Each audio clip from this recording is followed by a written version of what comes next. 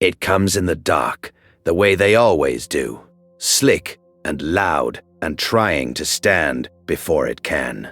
You get your hands on it before it can hurt itself. And without thinking, you do the thing your hands have done 1,000 times. You feel along every leg, every joint, for anything wrong with it. This is the country outside Bethlehem, a small farming town in the hills south of Jerusalem. It's late in the 1st century BC, and you work the lowest job your people have. Shepherd. It sounds gentle. It isn't. You sleep in the open with the animals. You go weeks without a proper wash. And out here, miles from any town, you can't keep half the rules a respectable man keeps without thinking. The washings, the prayers, the rhythms of the synagogue. So the respectable men don't think much of you. By the time the rabbis write it down, they'll group men like you with the witnesses you don't trust in a dispute. Partly on the assumption you graze your flock on land that isn't yours. Fair or not, that's the verdict on you. If something happened out here tonight and you swore to it on your life, a court would wave you off. You are close enough to see the town. Never quite part of it. But the sheep don't care about your reputation. And the sheep are the whole reason you're here. On this ground, of all the ground there is. Because Bethlehem sits a short walk from Jerusalem, and Jerusalem runs on sacrifice. The festivals need lambs, many, and not just any lambs. They have to be without a single flaw. There's an old tradition that the flocks raised in these particular fields were watched for exactly that, headed for altars a few miles north. True or not, the work doesn't change. A flawless lamb is worth real money.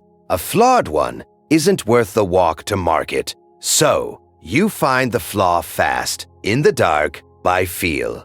And when one is sound, you wrap it. Bind its legs in cloth so it stays calm and clean and safe on a cold hillside. It's nothing. It's just how you keep a newborn alive. Then you watch. That's the night. You watch the dark, not the sheep.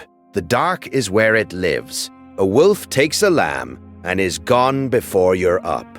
So will a man. You keep the sling close, your eyes on the edge of the firelight, and you don't really sleep. 1,000 years before you, a boy worked this same ground, watched his father's sheep, killed a lion and a bear to keep them, came off these hills to become the greatest king your people ever had. His name was David, and the prophets promised another king would come from his line and from his town. This town, the one that thinks so little of you.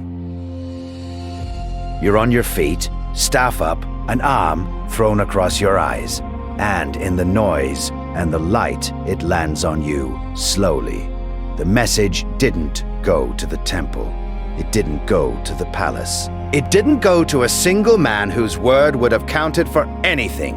It came here, to the field, to you. And the sign they give you to look for is the one thing in the world you'd know faster than anyone alive.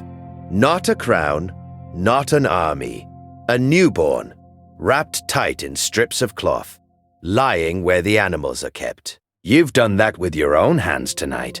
You know exactly what it looks like. The men in the town wouldn't take your word for any of it.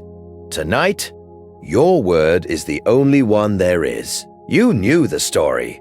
Now you know who they told first, and why it had to be you.